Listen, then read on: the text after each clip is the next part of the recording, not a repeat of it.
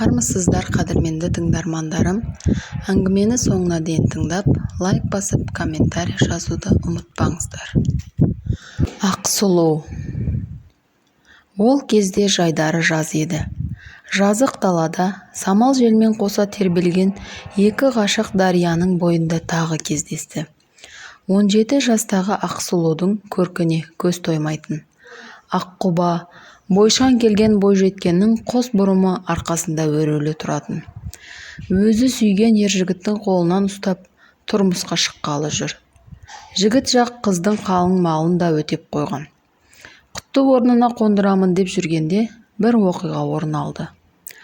Бұл Ақсұлудың өмірін басқа арнаға бұрып жіберерін ешкім де білмеген еді. Ол кездері қалтафон түгіл үй телефоны да жоқ.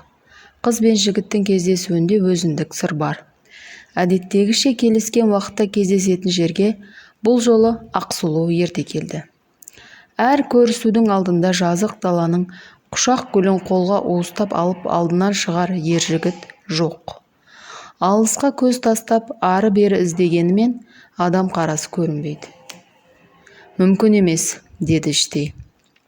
Иә, жүрегім сезеді. Бір жағдай болған.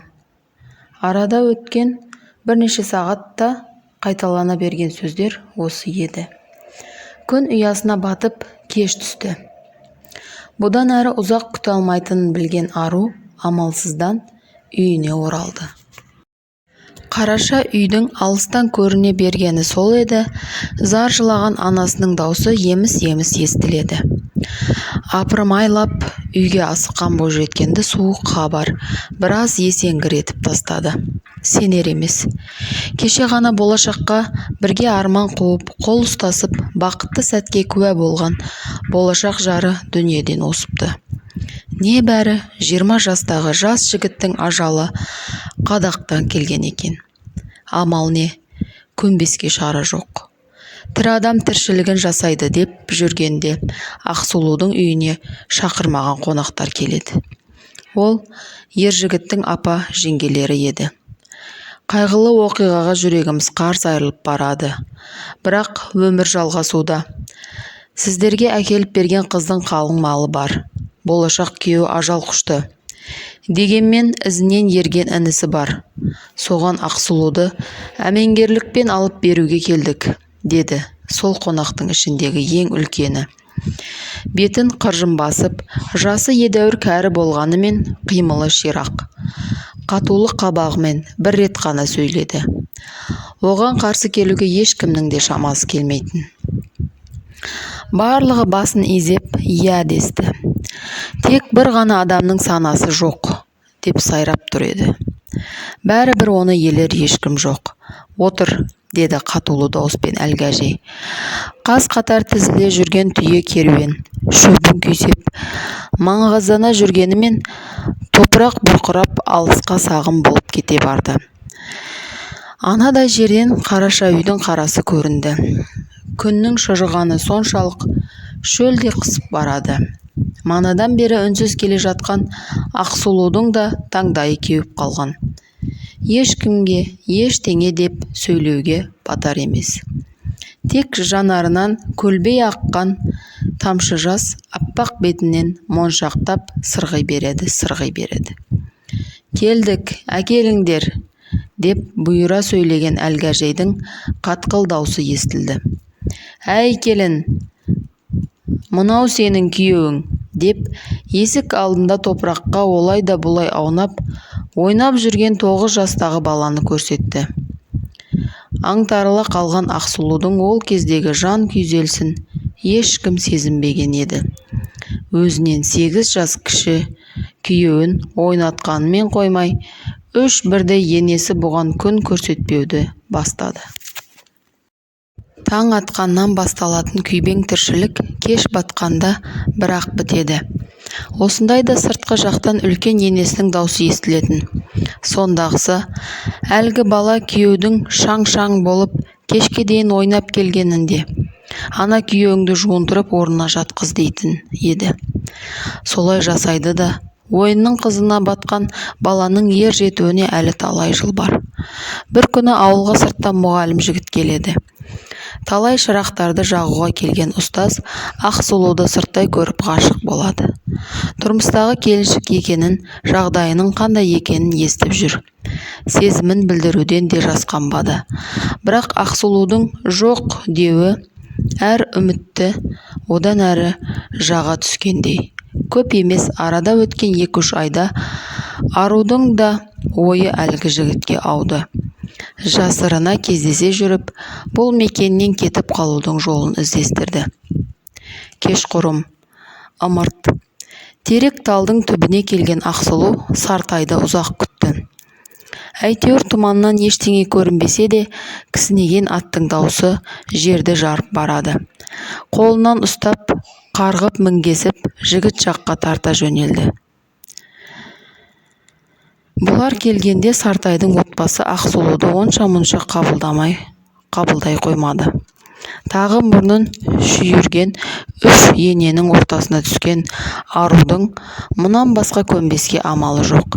Кім не десе о десін. Жас жұбайлар бақытты күнін сүріп жатты. Бірақ бұл ұзаққа созылмады. Қазақта бесік құда деген салт бар. Онда сәбилердің бесікте жатқанынан-ақ ұл жақ пен қыз жақтың құдаласу жоралғысы жасалады. Сартай туылғанда әкесі ең жақын досымен осылай құдаласқан екен. Ендігі қызы бой жетіп, бар дүние мүлкімен Сартайдың шаңырағына келеді.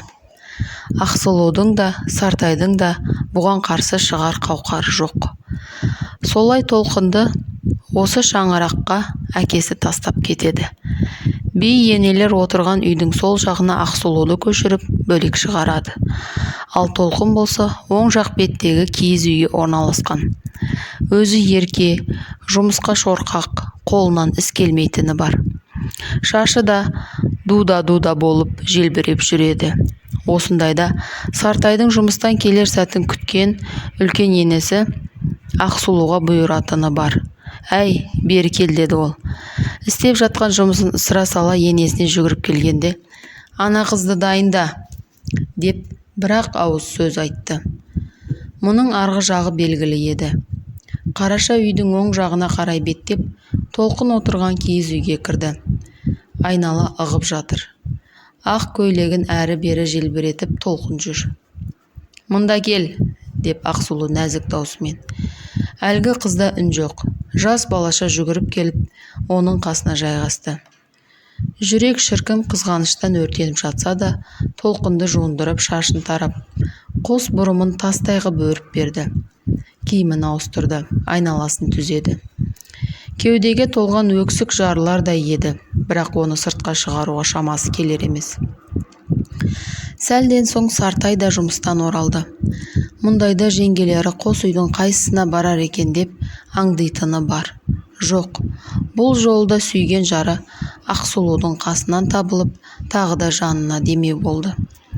Жүрегі жылулыққа, мейірімге толы келіншектің жанында балалар да ілесіп жүретін. Қайнылары мен қайын сіңлілері осыған сеніп әкеліп тастайды.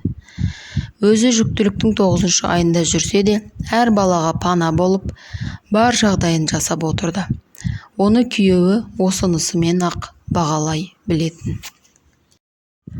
Кәмпескілеу дегеннің уақыты жүріп тұрған шақ. Сартайдың әкесі болыс болатын.